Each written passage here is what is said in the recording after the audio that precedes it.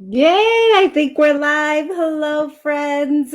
Hello, everyone. Welcome. Happy Wednesday. I am going to quickly check to make sure we are live in the right group. While I do that, if you could give this workshop a little bit of love so the rest of the parents in the group can find the could find us, that would be awesome. Let me make sure that I in the right group. Find. Okay, I think we're good. Could find us, that would be awesome. Let me lower this down. I have my phone on just to make sure that I'm using the right mic. Friends, again, happy Wednesday. Welcome to another live workshop from Mi Escuelita Online Academy. I am so excited to have you here with us. My name is Lina Munoz. I am the founder, CEO, and head teacher at Mi Escuelita Online Academy. At Mi Escuelita Online Academy, we provide free parent trainings, resources, multiple resources for teachers, students, and parents.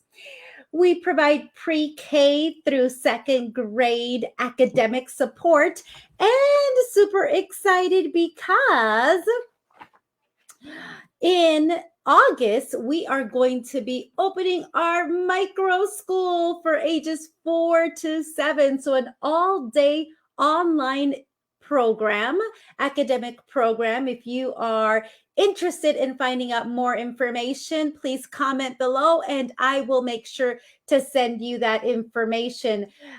Because we are a micro school, or we will become a micro school in August, please make sure to, if you are interested, to comment below because spaces are extremely limited.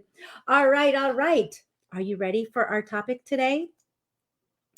Our topic today is choices. Choices. Giving choices to children. Give me 1 second. Let me write.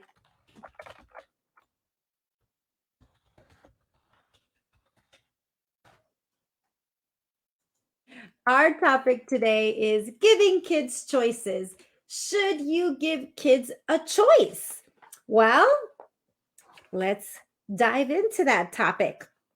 I have my notes here. So if you see me looking down, it's because I'm making sure that I share all the information with you. So when we give kids choices, we reduce anxiety, we reduce conflicts, and my favorite, we reduce tantrums. When we give students choices, we allow them the opportunity to voice their opinions. When we give choices to kids, we empower them. And instead of feeling that they always have to do what we tell them, it gives them that sense of, I have a I have control. It helps them to be assertive, which is really a really important skill. And it helps children develop critical thinking skills. And friends, even though Mi Escuelita Online Preschool, Online Academy focuses on kids ages 4 to 7, this also helps kids that are older. Any kids and adults, really. But anyhow, giving kids choices. When it comes to giving kids choices, even though I love to give kids choices, we have to recognize that mistakes can pop up. Mistakes can pop up when we give kids choices and when we don't apply this tactic correctly, because giving kids choices is very positive. Let's talk about the mistakes that can happen when we give kids choices and how to avoid them. So, when we give kids a choice when there really is no choice to give, that's a big mistake.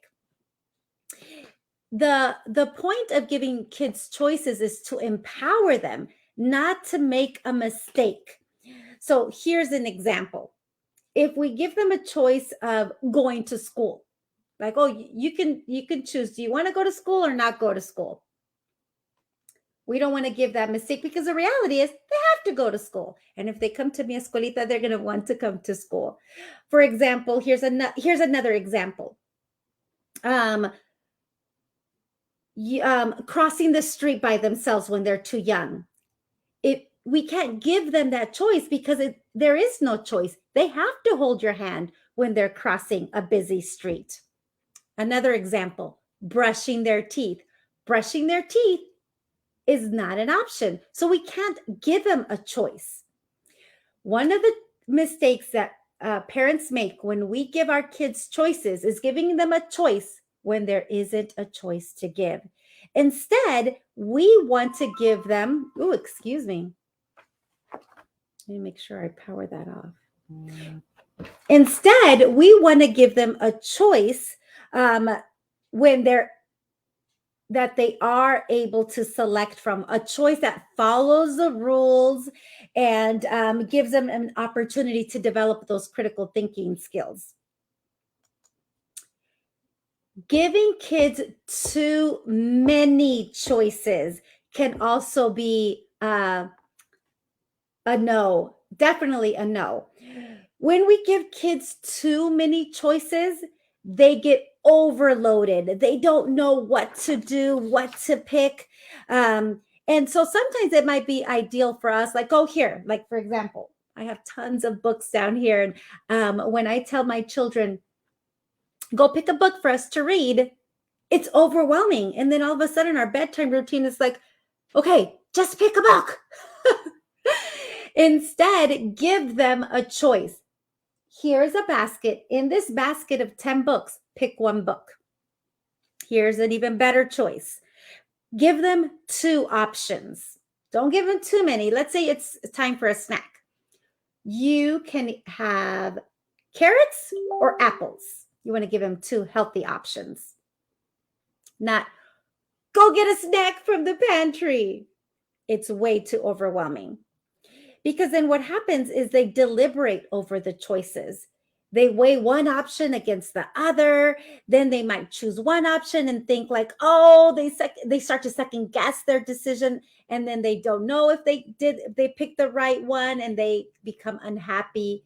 They become upset and can start throwing a tantrum because they're like, well, I really wanted this one. So to avoid all of this, give them 2 healthy options. Do you want graham crackers or a granola bar? That way it's easier for them to choose between 2 options.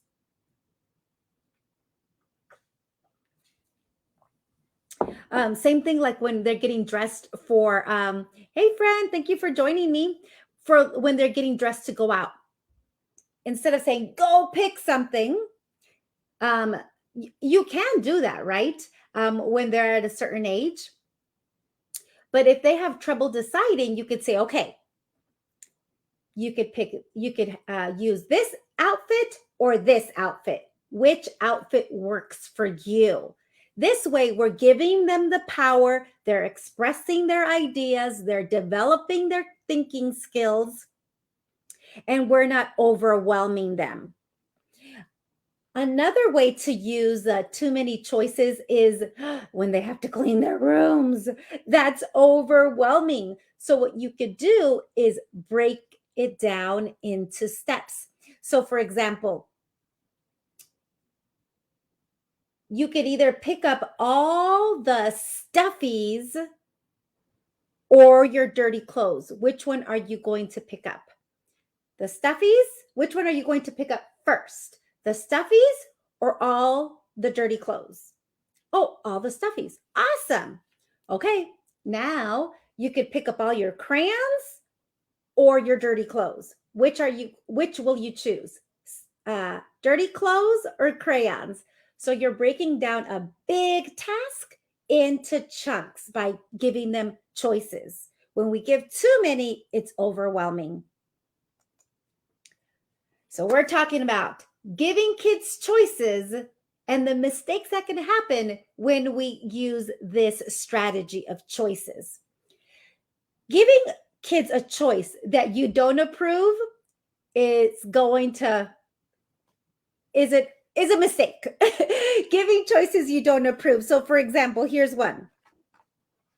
You can clean up these toys or they're all going to go in the trash. Who's used that one before, right? Hashtag me if you've used that strategy before. Either you pick up all these toys or I'm throwing them in the trash. That's giving them a choice, right? But the reality is we probably won't do it because we don't want to buy those toys again. Or maybe sometimes we're up to here and we actually do. Here's another example. Okay, you can go to sleep now or later by yourself. The reality is we know that that at a certain age, children might still need our help to get ready for bed. So it's a choice that we really don't approve. Whenever we give a choice to a child that we're not going to follow through on, it's a mistake. Don't give him a choice that we can't follow through on. Even when we offer an outrageous choice, you might think, okay, they're not going to choose that. They will. And then later on, what's going to happen? They start throwing a tantrum. So for example, I've told that to my girls because I still put them to bed. I'll say, okay, you can go to sleep now with mom, or you can go to sleep later by yourself. And they're like, oh yeah, we'll go to sleep later, mom. And then all of a sudden, a couple minutes later, they're like, no. So remember, when you're giving a choice, give a choice, 2 choices that you approve, something realistic, not too far-fetched. Another way to use this strategy of choices that you using choices that you approve is like how we use it at Mi Escuelita Online Academy.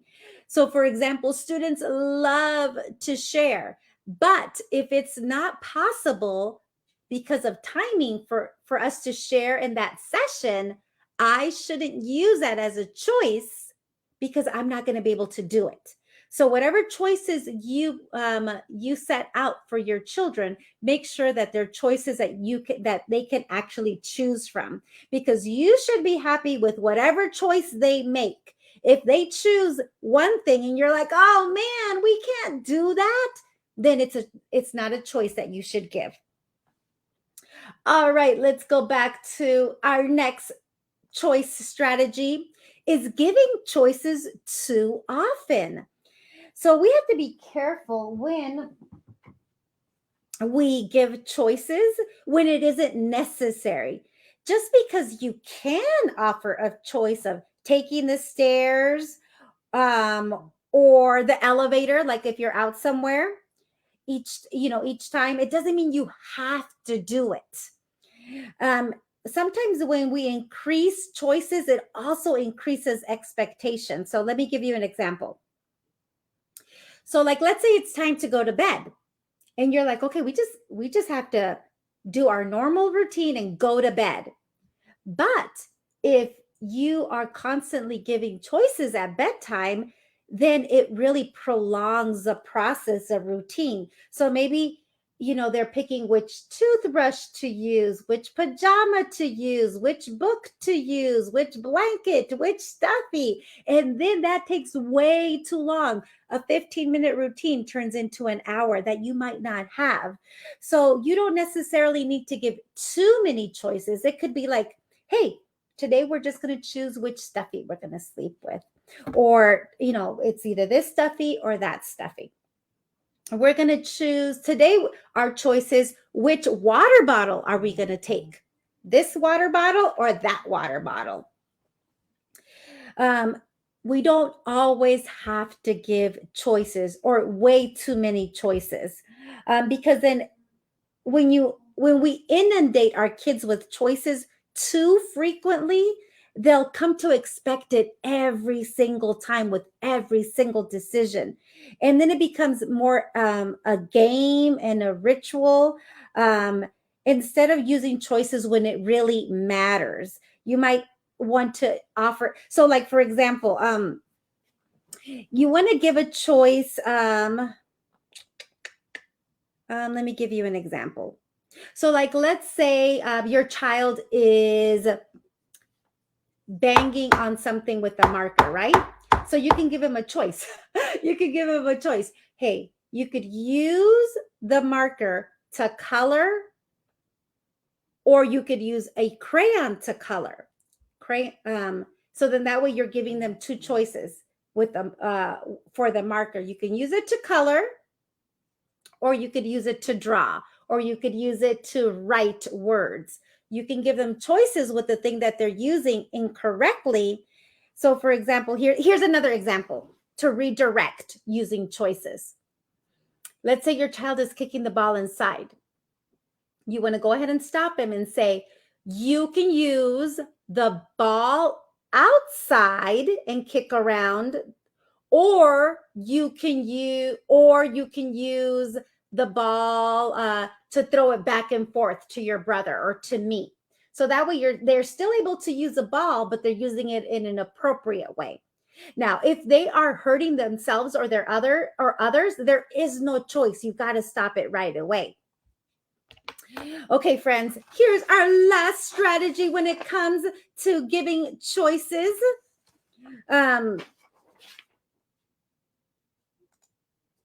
Choices won't fix everything. They won't fix everything. If your child is, if your child is throwing things, we can't give them a choice to say, okay, well, you can do this or that sometimes, right? We have to go back to the live that we did a couple of weeks ago. How do you get your preschooler to do what you want? And not ask them, but tell them like, hey, stop throwing the ball. You can kick the ball around outside or throw it in the, or bounce it around in the trampoline. Sometimes choices won't fix everything. It won't fix them throwing a tantrum or having an off day or avoiding meltdowns all the time. But, however, it is a strategy that will help lessen that and increase your child's critical thinking and decision-making skills. When you're giving your kids choices, you help them develop that skill.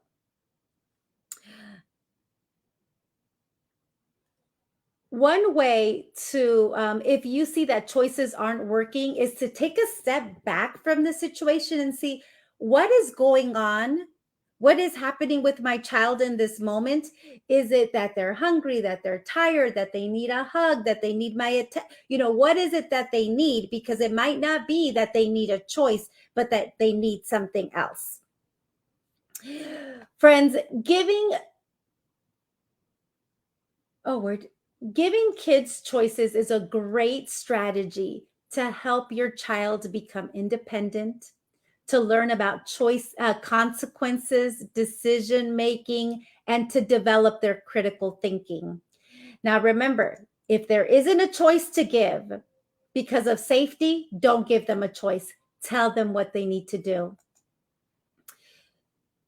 Don't give too many choices because it's overload and overwhelming. Give choices that you approve, that you would be okay with if your child decides to select that choice. You don't have to give choices for every single little action or task that your child has to do. And remember, this strategy won't fix everything, but it's a great place to start. Friends, thank you so much for joining me in today's workshop sponsored by Mi Escuelita Online Academy. A reminder that Mi Escuelita Micro School for ages 4 to 7 is opening August of this year. If you're interested in getting more information, please comment below and I will send you more information, or we can jump on a quick call so I can tell you all about our micro school. Wishing you a beautiful Wednesday. Until next time, have a great day.